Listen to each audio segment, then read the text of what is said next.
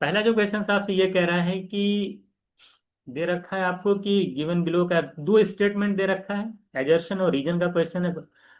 Assertion में क्या दे रखा है कि all even numbers are divisible by two, बात सही है। भाई जितने भी इवन नंबर होते हैं दो से डिवाइड होते हैं।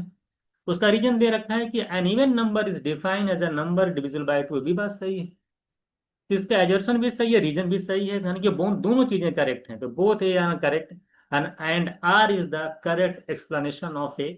इसका मतलब ये कि हमारा जो आंसर होगा कौन सा हो जाएगा, ऑप्शन इज राइट आंसर।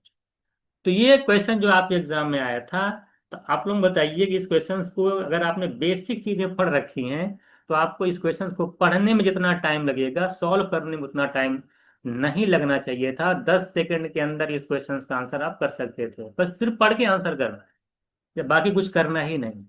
तो ये क्वेश्चन आपसे पूछा था नंबर सिस्टम। ऐसा आप जानते हैं कि हर साल क्वांट में जो है कुछ अदर चैप्टर से क्वेश्चंस आते हैं, तो ये जो एक क्वेश्चन आपका आया है वो नंबर सिस्टम से आया है। हम लोग बार बार बताते भी रहते हैं कि कुछ आउट ऑफ सिलेबस भी क्वेश्चंस पूछ सकता है, वो बेसिक होता है।